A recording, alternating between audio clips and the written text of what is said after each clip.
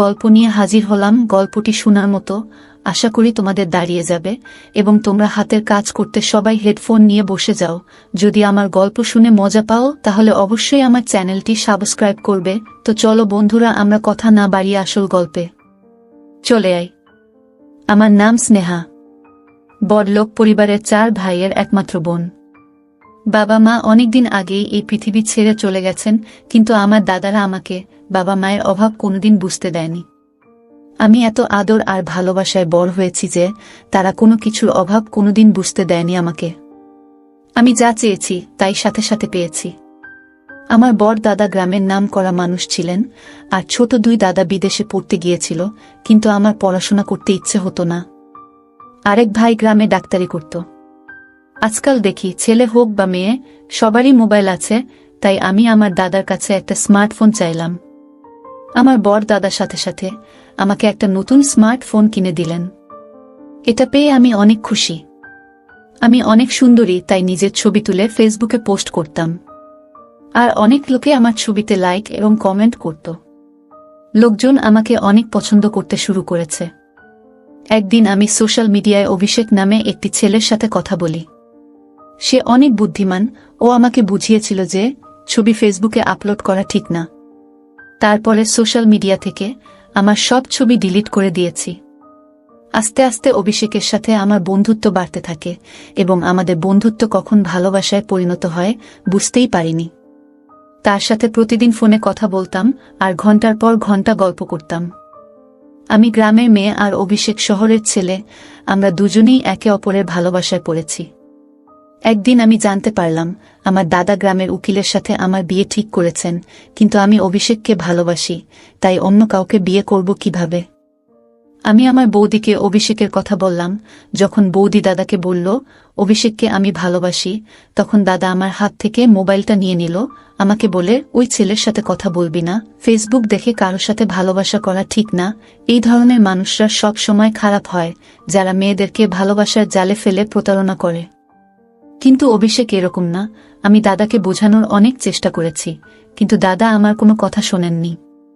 দাদা আমাকে অভিষেককে ভুলে যেতে বলেছিলেন, কিন্তু আমি ভুলতে পারিনি। একথা আমি অভিষেককে বললে অভিষেক আমাকে বাড়ি থেকে পালিয়ে যেতে বলে। আমি দাদাকে অনেক বোঝানোর চেষ্টা করেছি, কিন্তু দাদা বোঝেননি। তাই একদিন রাতের অন্ধকারে বাড়ি থেকে পালিয়ে অভিষেকের দেওয়া ঠিকানায় পৌঁছাই। অভিষেকের সাথে দেখা হওয়াতে আমি অনেক খুশি, কারণ অভিষেককে প্রথমবার দেখেছি। আমাকে দেখে অভিষেকও অনেক খুশি। অভিষেকের পরিবারে কেউ নেই, ও একটা ভাড়া বাড়িতে থাকে। আমরা দুইজনে কোর্ট থেকে বিয়ে করে নিই, স্বামী স্ত্রী হই। সংসারকে সুন্দরভাবে চালানোর জন্য অভিষেক অনেক পরিশ্রম করত। আমি অভিষেকের সাথে অনেক খুশি। আমি বাড়ি থেকে পালিয়ে এসেছি, তাই হয়তো আমার দাদারা আমাকে খুঁজে বের করার চেষ্টা করেছে, কিন্তু তাতে আমার কিছু যায় আসে না। আমি আমার স্বামীকে নিয়ে খুশি।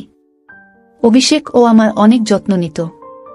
আমি আমার জীবনে এই সিদ্ধান্ত নেওয়ার জন্য কখনো দুঃখ করিনি, কিন্তু একদিন আমার সাথে এমন ঘটনা ঘটল যা আমি কখনো কল্পনাও করিনি। একদিন আমি ফোন পেলাম, আমার স্বামীর অ্যাক্সিডেন্ট হয়েছে। আমার পায়ের নিচ থেকে মাটি সরে গেল। দৌড়াতে দৌড়াতে হাসপাতালে গিয়ে দেখি আমার স্বামী জীবনের শেষ পর্যায়ে এসে পড়েছে।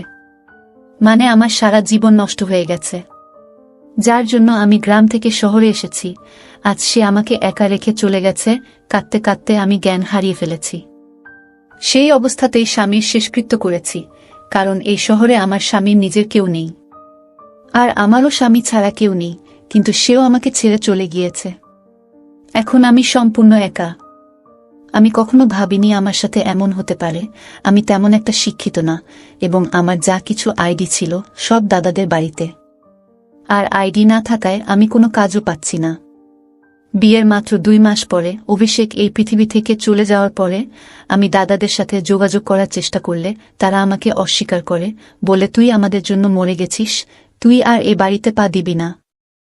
আমরা সারা গ্রামে বলে দিয়েছি তুই এই পৃথিবী ছেড়ে চলে গেছিস, আর একটা মৃত্যু মানুষকে এনে গ্রামের সবাইকে দেখিয়েছি। আমি জানতাম যে দাদাদের কাছ থেকে আমি এই রকমই উত্তরই পাব, কিন্তু আমি এখন কিভাবে বাঁচব? আমার মাথায় তো সমস্যার পাহাড় নেমে এসেছে। অভিষেক এই পৃথিবী থেকে চলে গেছে 1 মাস হয়ে গেছে। কয়েকদিন আশেপাশের লোকজন আমাকে সাহায্য করে, কিন্তু কতদিন এভাবে কেউ সাহায্য করতে পারে? আমি ঘরের কিছু জিনিসপত্র বিক্রি করে কোনরকম খেয়ে পরে বাঁচতে থাকলাম। কিন্তু ঘর ভাড়া না দেওয়ায় একদিন বাড়িওয়ালা আমাকে বাড়ি থেকে বের করে দিলেন। এখন এমন খারাপ দিন এলো যে আমি রাস্তায় ভিক্ষা করতে বাধ্য হলাম। যখন কেউ খাবার দিত তখনই খেতাম, না হলে না খেয়ে ঘুরে বেড়াতাম। আমার থাকার জায়গা ছিল না, তাই রাস্তায় দিনরাত পড়ে থাকতাম।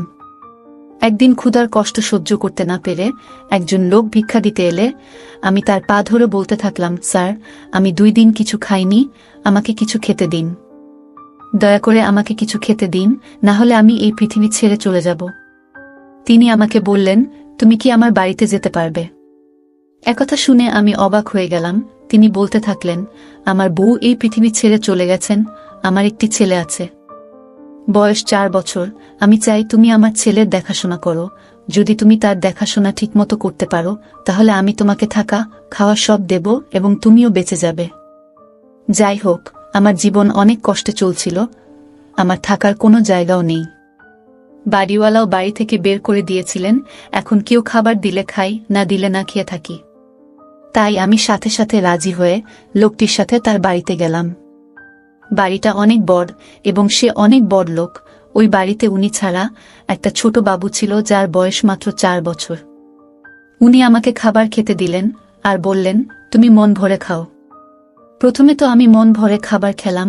খাবার খাওয়ার পরে তিনি আমাকে বললেন, তুমি এই বাড়িতে আরামে থাকতে পারো, এখানে তোমার কোনো সমস্যা হবে না।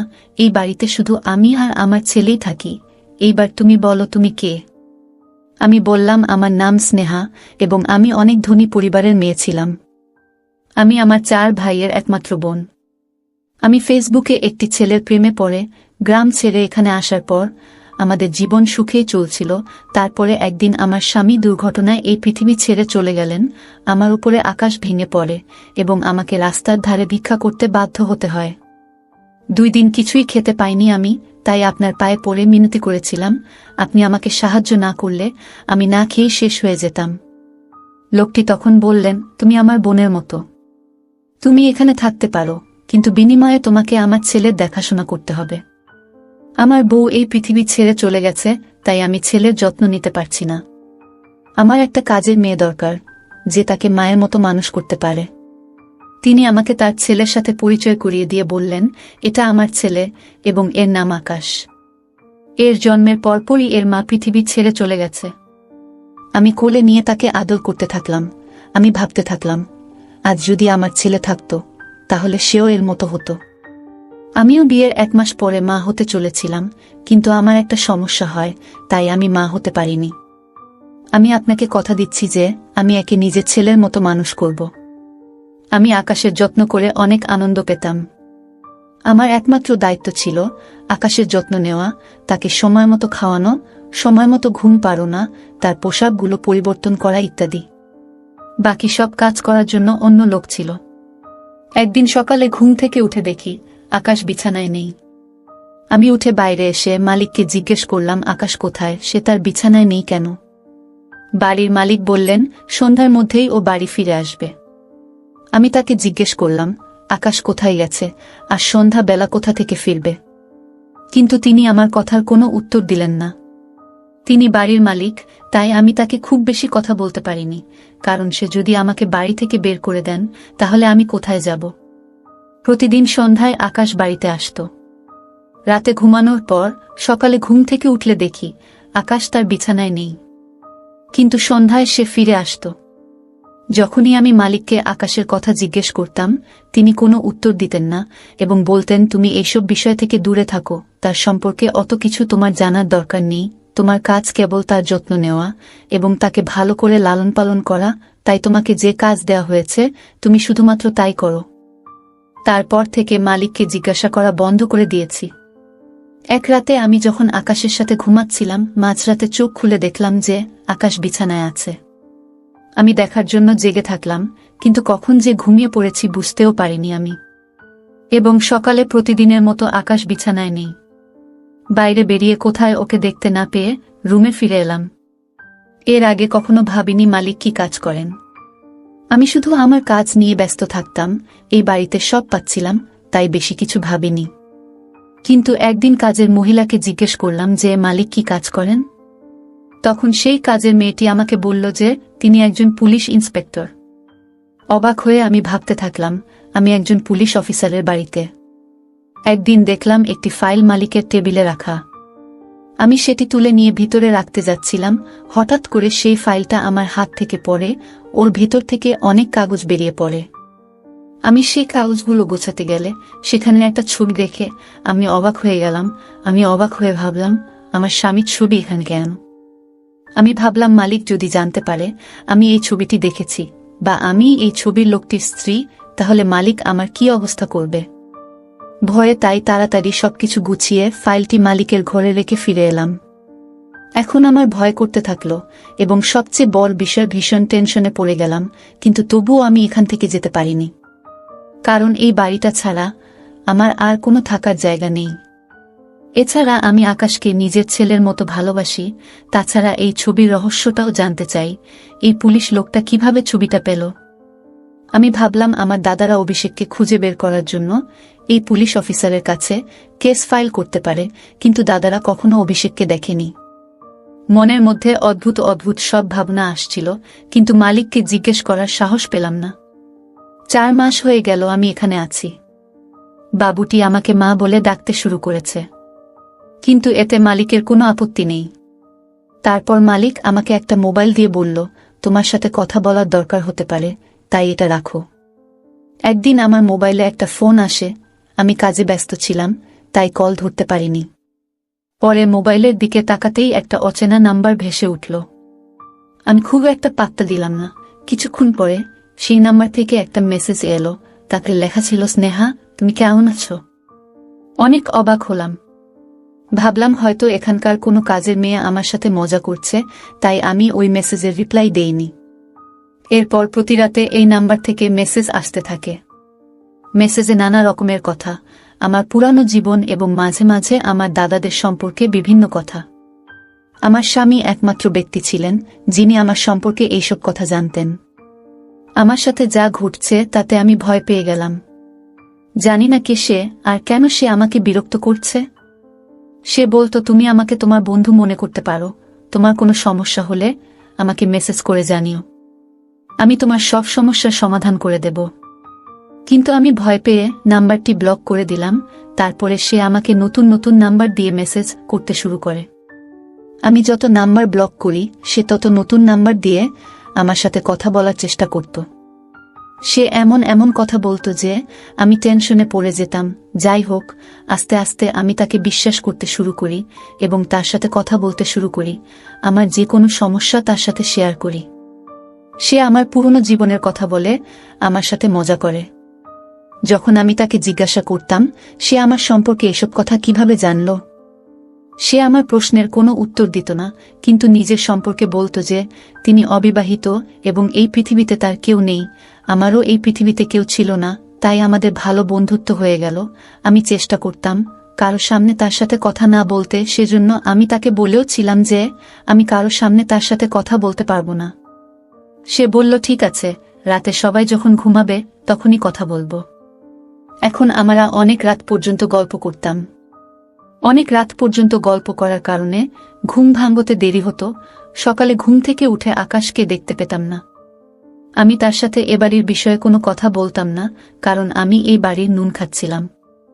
আর সে কে তাকে আমি চিনতাম না। সে আমাকে নিজের সম্পর্কে যা বলেছিল তা সত্যি কিনা জানি না। এটা আমার জন্য শুধু সময় পার করা। সারাদিন একা একা বিরক্ত হতাম। আকাশও সন্ধ্যায় বাড়ি ফিরত, আর কাজের মেয়েরা ঘরের সব কাজ করত, তাই ওর সাথে কথা বলে সময় পার করতাম। 2-3 দিন ধরে ও আমাকে বলতো আমার সাথে দেখা করতে চায়, কিন্তু আমি তার সাথে দেখা করতে রাজি হতাম না। তাই সে বলতো সে আমার সাথে দেখা করতে আমি যেখানে থাকি সেখানে আসবে। একদিন সন্ধেবেলা আকাশ বাড়িতে আসার পর মালিক আমাকে সন্ধ্যার খাবারের ব্যবস্থা করতে বললেন, কারণ আমার বেস্ট ফ্রেন্ড অনেকদিন পর আমার বাড়িতে আসছে। তাই আমি চাই তুমি নিজের হাতে তার জন্য ভালো ভালো খাবার তৈরি করো। আমি মালিককে বললাম, ঠিক আছে। আমি অনেক খাবার তৈরি করে রাখলাম। ও কয়েক ঘন্টা পরে শুনতে পেলাম বাইরে কেউ কথা বলছে। তাই চা জলখাবার নিয়ে নিচে এলে নিচে হলরুমে বসে থাকা লোকটাকে দেখে আমার পায়ের নিচ থেকে মাটি সরে গেল। আমি অবাক হয়ে বোঝার চেষ্টা করছি, কিন্তু বুঝতে পারছি না।